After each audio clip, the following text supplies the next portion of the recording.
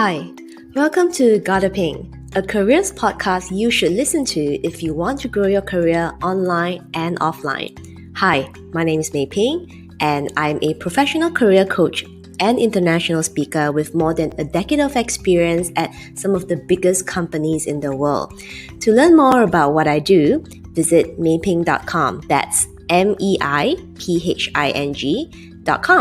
Alright, let's jump right into today's episode.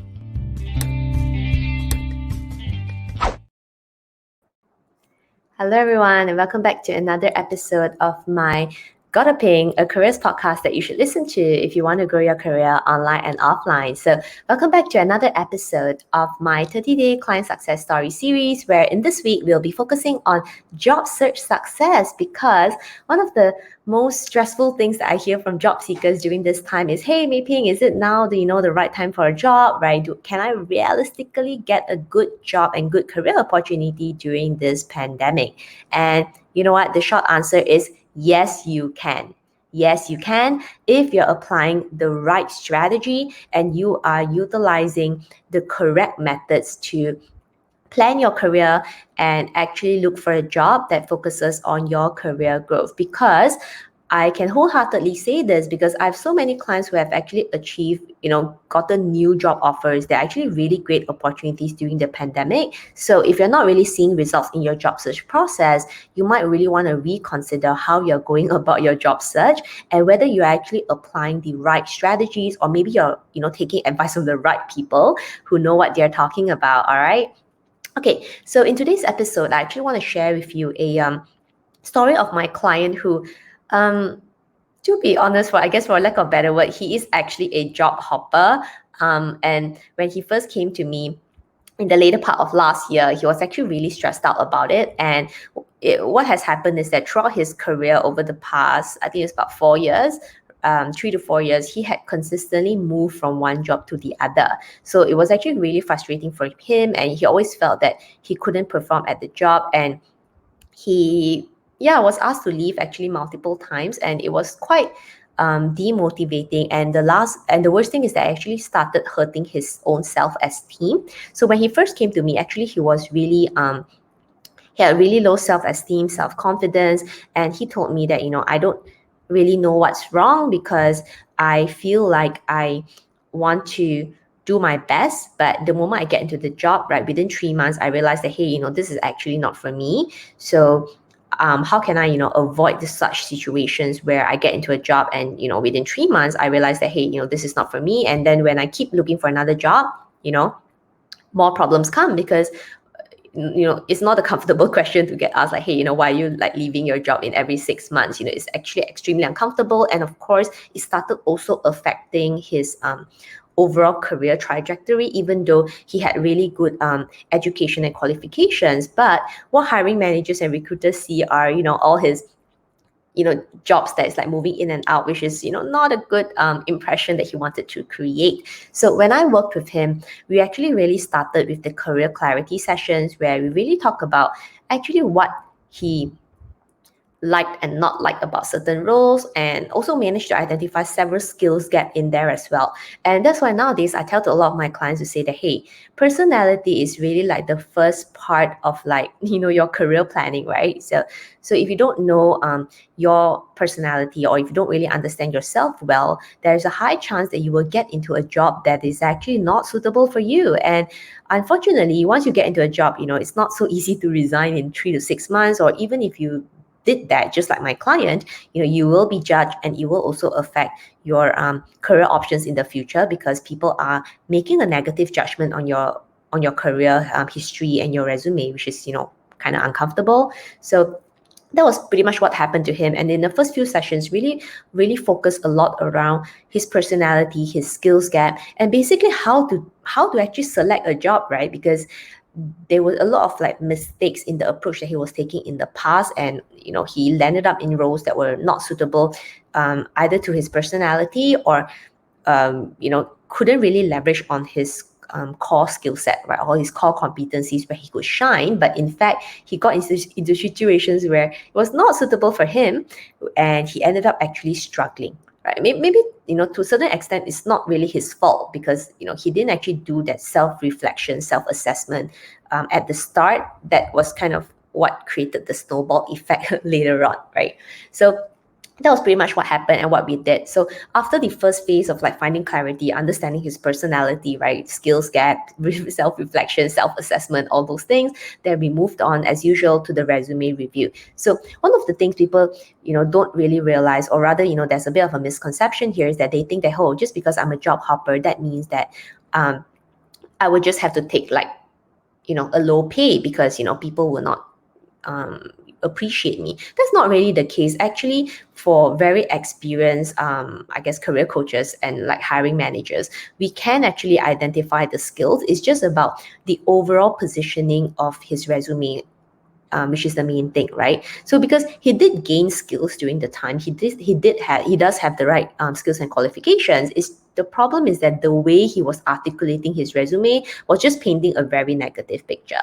So when I worked with him, I actually looked to like reposition a lot of his experiences and really pull out the skills and the skills and expertise that he had that were able to generate results even during certain short stints or projects as well. So there was a lot of positioning and angling done for his resume, which was a little bit tricky given that he had a bit of a history of a job hopper, but can definitely be done. So that was one of the first things we did.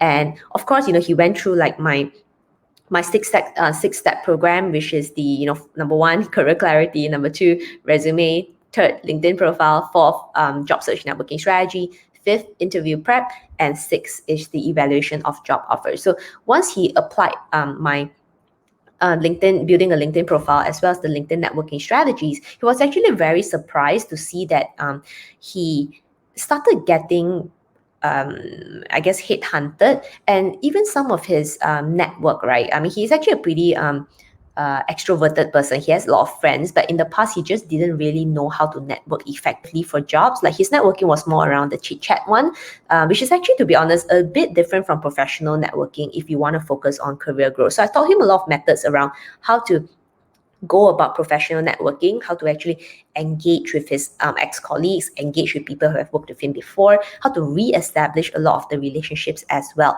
And the good news is, actually, after putting in a lot of his networking efforts and of course, applying for jobs that were more suitable to what he was looking for, he started getting a lot of interviews, and he was actually really surprised because he said that, oh, before that, right, I've been sending tons of resumes, like everybody just ignored me because they just labeled me as a job hopper. But he was actually really surprised that with utilizing his new revamped resume together with a strong LinkedIn profile plus networking strategies, actually all this is like the secret sauce that all comes in together, right? So he started getting interviews at like a lot of startups, e-commerce space, which was actually his target industry. So he was getting a lot of like job interviews from his target industry and his target department, which is a good thing, because from a job suitability and career growth standpoint, that's actually really positive. Then the other thing that also happened was that because he was networking a lot, right, he actually got opportunities to be interviewed at Google as well as LinkedIn in his country. So how he got the Google interview was he saw the job opening, right? He applied for it, and of course he also applied some of the networking strategies that I taught him to become a little bit more visible, to get his application on top. But aside from that, he also noticed that he knew some people working in Google as well. So he reached out, again utilizing my networking methods, and his contact actually was willing to put in an extra good word for him and actually gave him a lot more information on what the role was hiring for. So actually that kind of helped him give him some context as to whether that role was suitable for him or not. Then the other situation where he got the application with LinkedIn was he applied on the platform, right, on LinkedIn itself. He did manage to get the interview because I do teach a lot of my clients how to get your applications right on top. He got the interview as well, and again, he also noticed that he kind of knew somebody in there, and he was able to network and just get extra bit of information about how the company worked and what is the nature of the department that he was actually applying for. So I'm not, actually networking is something that's actually really powerful. But what I noticed for a lot of people is that they are not utilizing networking correctly. So, networking, if done correctly, you can actually gain a lot of information, not just on the company, but also on the role that you're applying for. You can also potentially get your network or connections to put in extra good word for you, which would actually help you stand out against other candidates also. So aside from these two, he actually got a lot of calls from other startups, and he went for actually multiple interviews that helped him further enhance his interview skills. So one thing that when we actually got into the interview phase of our program, he started noticing that, actually there's a bit of a difference between interviewing for startups versus interviewing for global multinational companies. So there's actually a bit of a different focus due to the company culture. So what was interesting is that he started getting actually job offers from the startups, but due to various evaluations and different things, he actually didn't accept any of the roles. And the next phase was that he really wanted to make sure that he could improve his interview skills with global multinational companies. Because one thing good about him is that over time, I realized that he became a lot more self-aware of his limitations, and he was actually able to identify his weaknesses. Because when we first started working together, he couldn't really tell like what was wrong. He's just everything's a problem, but he couldn't really identify why the problem happened. So over time, he also came to me and said, "Hey, Mei Ping, I noticed that I'm actually able to think a little bit better now. I have critical thinking," which he was really proud of, because he's actually a more emotional person. So critical thinking doesn't come very naturally to him. But I mean, aside from that, that's more of a soft skill thing. But this is actually how it could come across, right? It could be actually could affect your, I guess, job search or job evaluation and all those things as well. So in terms of like interview skills, is continuously leveling up, and you also want to make sure that your skills are not just good enough to interview for a startup, but it's also good enough, right, to interview for a global multinational company, because you want to make sure that you are open to as many job opportunities as possible. So I think the biggest change that I see in this client is that actually he gained a lot of confidence, and he started getting really excited the moment he started seeing recruiters, headhunter messages, right? And he started to impress during interviews. I actually started getting job offers, which actually never happened in the past. Like, he used to interview for tons and tons of interview, but he never get the call back. So it was a big transformation in him as well. And I think the biggest thing for him is really, like I said right from the start, the self-esteem and self-confidence definitely went up a lot. Because if you're at the point starting as being called a job hopper, that is not a good thing for your self-confidence, because you will start thinking that, okay, there's something wrong with me, and maybe I'm stuck in a pit hole that I can't come out from.